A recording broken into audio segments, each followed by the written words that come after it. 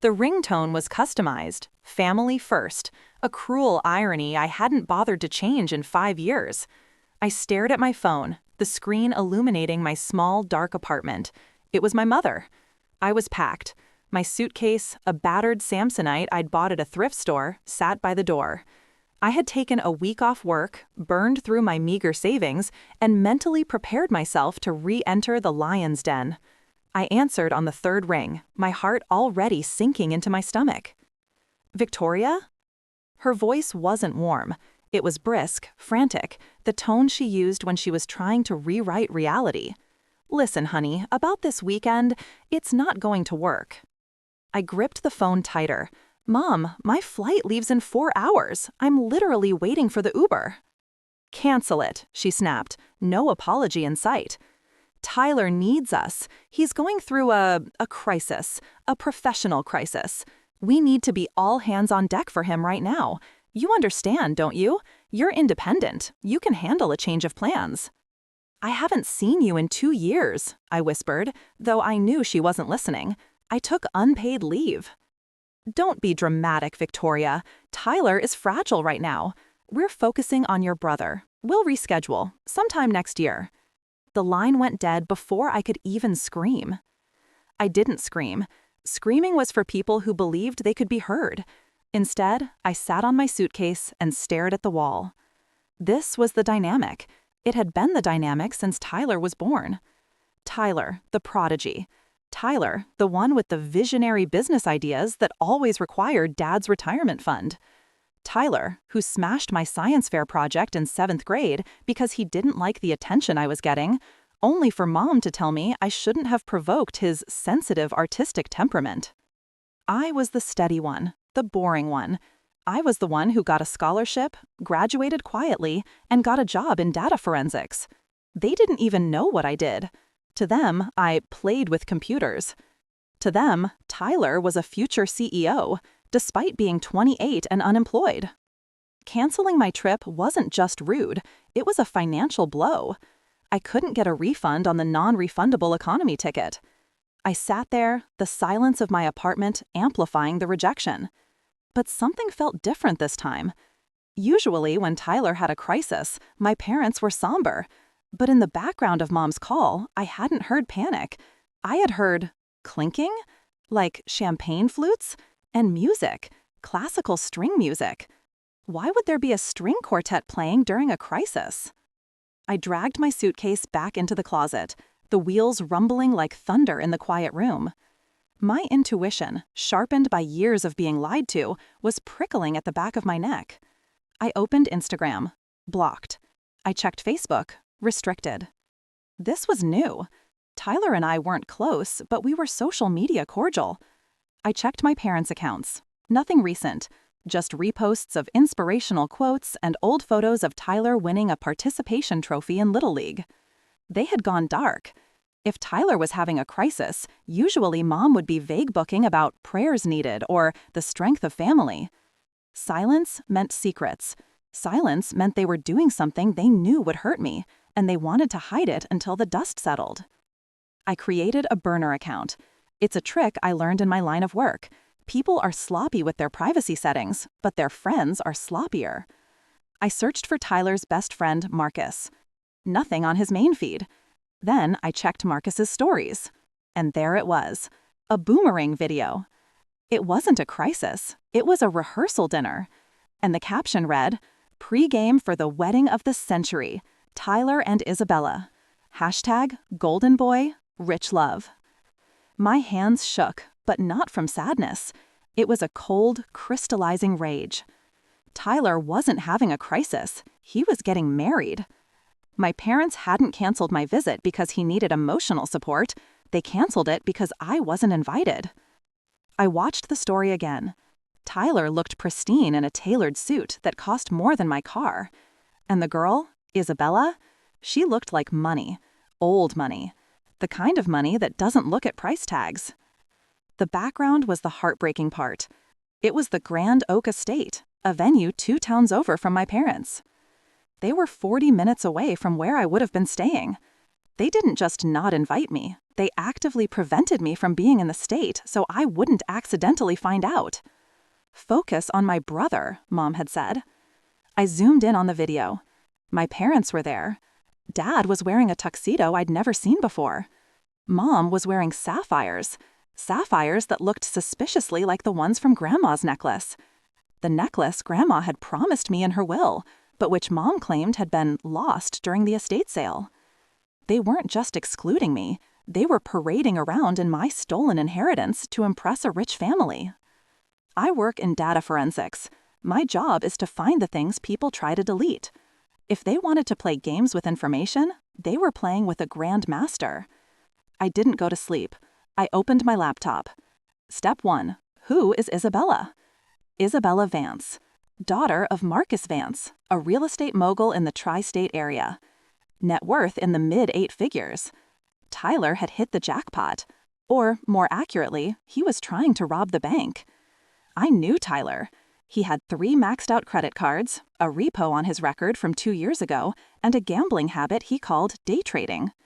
How did he land a Vance? I started digging into the wedding registry. It was obscene. $500 toasters, a honeymoon fund asking for $20,000. But then I looked at the Our Story page on the wedding website. Tyler, a successful venture capitalist and graduate of Wharton. I froze. Tyler didn't go to Wharton. Tyler dropped out of community college after 1 semester because the professor didn't get his vibe. He was lying to them, and my parents were backing him up. The lies on the website were just the tip of the iceberg. I needed concrete proof. I couldn't just call Isabella and say, "He's a fraud." She'd think I was the jealous, estranged sister. That's the narrative my parents had likely painted. Poor Victoria, she's unstable. We don't talk about her. I accessed public records. It's amazing what you can find legally if you know where to look. I pulled Tyler's recent financial filings, or rather, the lack thereof. He had no income. But then I saw it, a loan application from 3 months ago. Co-signers? My parents. Collateral? Their house. My stomach turned. They had leveraged their home, the home I grew up in, the only asset they had left, to fund this charade. But it got worse. I found a second loan. Collateral, the Pine Lake cabin. My breath hitched. The cabin was mine, technically. Grandma left it to me in a trust, but my father was the executor until I turned 25. I turned 25 next week. They had forged my signature to leverage my property to pay for Tyler's fraud wedding. I needed a copy of that document. I paid the express fee to the county clerk's online portal to download the deed transfer image. There it was. Victoria Ross. The signature was loopy, hesitant. My signature is sharp, jagged. It was Mom's handwriting trying to look like mine. This wasn't just family drama anymore. This was a felony. Fraud, identity theft. I sat back, the glow of the monitor illuminating my face. I could go to the police right now. I could have them arrested before the appetizers were served.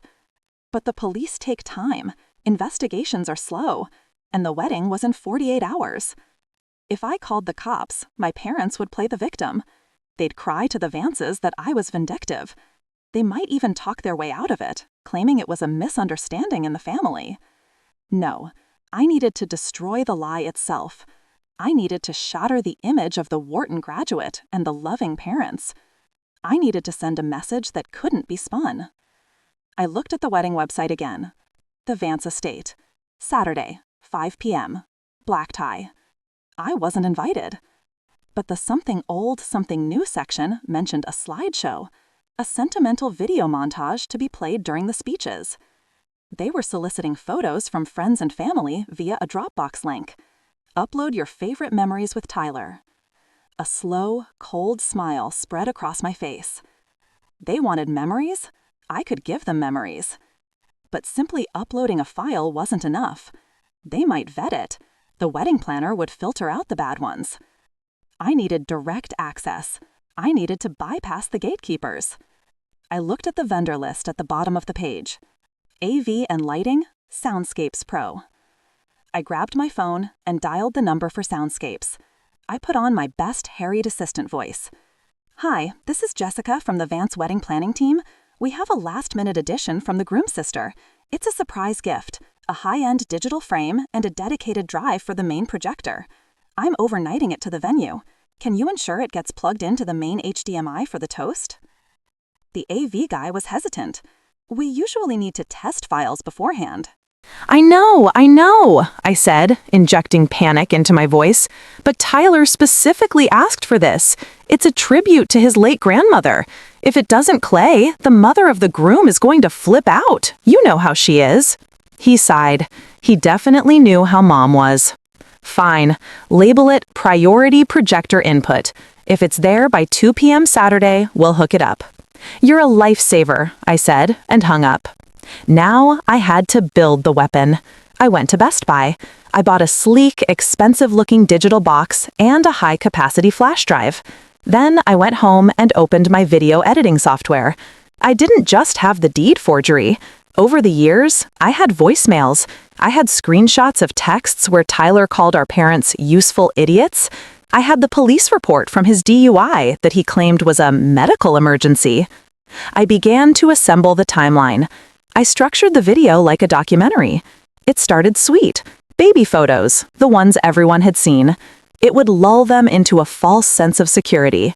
The music was soft, acoustic. Title card, "The Tyler We Know." Then, at the 1-minute mark, the music would glitch, just for a second, a record scratch. Title card, and "The Tyler We Don't." I scanned the forged deed. I highlighted the signature. I overlaid the audio of Mom leaving me a voicemail from a year ago. "Victoria, don't be selfish. The cabin is just sitting there. Tyler needs capital." I added the screenshots of Tyler's online gambling profile, showing losses of $50,000. I added the email from the community college confirming his expulsion for plagiarism. And finally, the piece de resistance, a recording I had made during a visit 3 years ago. I had accidentally left my voice memo app running while I was in the bathroom. Tyler and Mom were in the kitchen. "Tyler, I need to find a rich girl mom, someone dumb enough to buy the Genius Act. Once I'm in, her daddy's money is my money. Mom, just make sure she's pretty, Ty. We need good photos." The video was 7 minutes long. It was brutal. It was undeniable. But I needed a backup. What if they cut the feed? I printed copies of the forged deed, the police reports, and the expulsion letter. I put them in sleek black envelopes tied with silver ribbon. I put 20 of them in the box. I included a note on top of the envelopes, "For the father of the bride. Read immediately." I packed the box with aggressive amounts of bubble wrap. I wrapped it in gold paper. The wedding colors were gold and navy. It looked like a legitimate, expensive wedding gift. I drove to the FedEx distribution center at 11 p.m. "Overnight early a.m. delivery," I told the clerk. "Signature required. Saturday delivery is extra, right?" "It's pricey," the clerk warned. "It's worth every penny," I said, swiping my credit card. The tracking number was my lifeline. Saturday morning, I woke up in my apartment hundreds of miles away from the champagne and the lies. My phone buzzed. It was a text from Dad. "Thinking of you today, honey. Tyler is really struggling, but we're getting him the help he needs. Doctors say no phones allowed. Love you." The audacity was breathtaking. Doctors? He was probably getting a hot stone massage right now. I replied, "Hope he gets what he deserves. Love you too." I tracked the package. 8 a.m., out for delivery. 10:30 a.m., delivered to Grand Oak Estate. Signed by J. Martinez, event staff. The bomb was in the building. Now the waiting game began. The reception started at 6 p.m. The toasts were scheduled for 7:30 p.m. I poured myself a glass of cheap wine and sat in front of my computer. I had one more trick. The Vance family was high profile. They had hired a videography team that offered a live stream for international relatives who couldn't attend. I had found the link on the wedding website. It was password protected. Password hint, where we met. I scrolled through their Instagrams again. A photo of them in Paris. I tried Paris. Access denied. I tried Wharton. Access denied. I tried Hamptons. Access granted. The feed loaded. It was a static shot of the empty ballroom. It was lavish. Crystal chandeliers, towering floral arrangements. It looked like a fairy tale built on a foundation of fraud. I cast the feed to my TV. I ordered a pizza. This was my Super Bowl. At 6 p.m., the room began to fill. I saw my parents. Mom was beaming, holding court with people she clearly wanted to be. Dad looked nervous, sweating in his tux, probably thinking about the loans. And there was Tyler. He looked like a prince. He was laughing, shaking hands, playing the part of the successful venture capitalist perfectly. Isabella looked beautiful and tragically young. She gazed at him with total adoration. I felt a pang of guilt. Isabella was collateral damage. But then I remembered the voice memo. Someone dumb enough. Saving her from a life tied to a sociopath was a mercy, even if it hurt like hell right now. I watched the AV crew in the background. I saw a technician fiddling with a gold box near the projector table. My heart hammered against my ribs. "Plug it in," I whispered. "Just plug it in." 7:30. The guests were seated. Champagne was poured. The best man, Marcus, stood up. He gave a speech about Tyler's tenacity and brilliance. It was nauseating. Then Isabella's father, Mr. Vance, took the mic. He looked formidable, a man who didn't suffer fools. "I've always wanted a son," he said, clapping a hand on Tyler's shoulder. "And Tyler, you've proven yourself to be a man of integrity." My parents were nodding vigorously at the word integrity. "And now," Mr. Vance said, "I believe Tyler's family has prepared a special visual tribute." He looked at my parents. Mom looked confused. She hadn't prepared anything. She looked at Dad. They whispered. The AV guy gave a thumbs up. The lights dimmed. The giant screen behind the head table flickered to life. The acoustic guitar intro played. The Tyler we know faded onto the screen. A collective awe went through the room as a picture of baby Tyler in a bathtub appeared. My parents relaxed. They probably thought the Vances made it, or maybe a distant relative. Mom wiped a fake tear. Then the 1-minute mark hit. The record scratch echoed through the high-end speakers. The screen went black for a beat too long. Then, in stark white text, ... and the Tyler we don't. The room went silent. The document appeared. The forged deed to my cabin. The resolution was 4K. You could clearly see the shaky forgery of my signature. A whisper rippled through the crowd. Then came the audio. My mother's voice, amplified to concert levels, filled the ballroom. "Tyler needs capital." On screen, the text typed out. "Loan default notice, $150,000. I saw Dad stand up. He looked ready to vomit. He waved his hands at the AV guy to cut it, but the AV guy was confused. He thought this was part of the surprise. Then the Wharton email. Expelled for academic dishonesty. Isabella dropped her champagne glass. It shattered, the sound cutting through the tension. She stared at Tyler. Tyler's face was a mask of pure terror. He wasn't looking at Isabella. He was looking at Mr. Vance.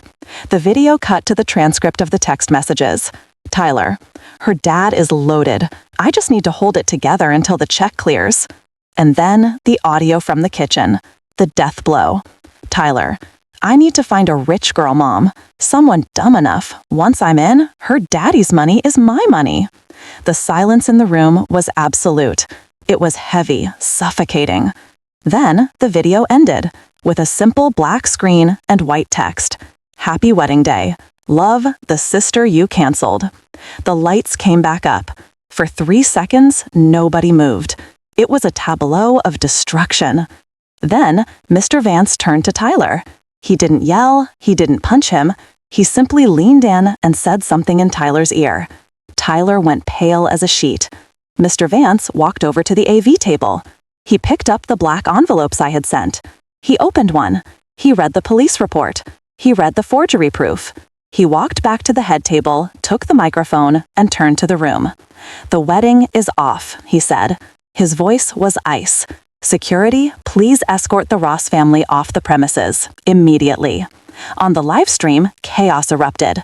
My mother threw herself at Isabella, screaming, "It's a lie! It's a deepfake! Victoria is jealous!"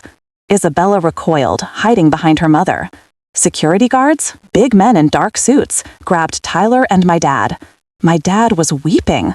Tyler was trying to shove the guard, screaming, "You can't do this! I have rights!" "You have the right to remain silent," someone shouted from the back. I think it was Marcus, the best friend. The feed cut. The password had been revoked. I sat in my dark living room, the pizza untouched. My hands were trembling. I had done it. I had nuked the bridge, the island, and the entire continent. 10 minutes later, my phone began to vibrate. It didn't stop. 17 missed calls from Mom, 8 from Dad, 3 from Tyler. Then a text from Mom. "What have you done? You ruined everything. You are dead to us." I replied, "I was dead to you yesterday. Today, I'm just the girl who owns the cabin you tried to steal." Then a call from an unknown number. I answered it. "Is this Victoria Ross?" A deep, gravelly voice. "Yes. This is Arthur Vance, Isabella's father." My heart stopped. "Mr. Vance," I said, my voice steadying. "I'm sorry to ruin the evening." "Don't apologize," he cut in. "You saved me $5 million and my daughter a lifetime of misery." "The forgery? Do you have the original documents?" "I have digital copies and timestamps," I said. "Good. My lawyers are going to contact you. We are pressing charges for the attempted fraud against my family. But regarding the cabin, your parents used it as collateral for a loan from a private lender associated with my business network." "I never signed it," I said quickly. "I know. I saw the video. I'm buying the debt," Mr. Vance said, "which means I own the lien on your cabin and the lien on your parents' house." "What does that mean for me?" I asked. "It means," Mr. Vance said, a dark amusement in his voice, "that I am going to foreclose on your parents' house to recoup my catering costs. As for your cabin, I'm releasing the lien. It's yours, free and clear. Consider it a thank you gift for the entertainment." I gasped. "Thank you." "Don't thank me. You did the work. By the way, the police are on their way to your parents' home. They'll be waiting when they return from the venue. I suggest you get a restraining order." "Way ahead of you," I said. The next morning, the news broke locally. Wedding fraud, groom and parents arrested for grand larceny and identity theft. The video, or parts of it, recorded by guests on their phones, had leaked to TikTok. It had millions of views. Hashtag "the sister you canceled" was trending. My parents were released on bail, but they had nowhere to go. Mr. Vance wasn't bluffing. He expedited the foreclosure on their house due to the fraudulent nature of the loan. They were evicted within 30 days. Tyler wasn't so lucky. Because of his prior record and the scale of the attempted theft from the Vances, he was denied bail. He was sitting in a county jail cell, wearing orange instead of his bespoke tuxedo. 6 months later, I sat on the porch of the Pine Lake cabin. The air was crisp.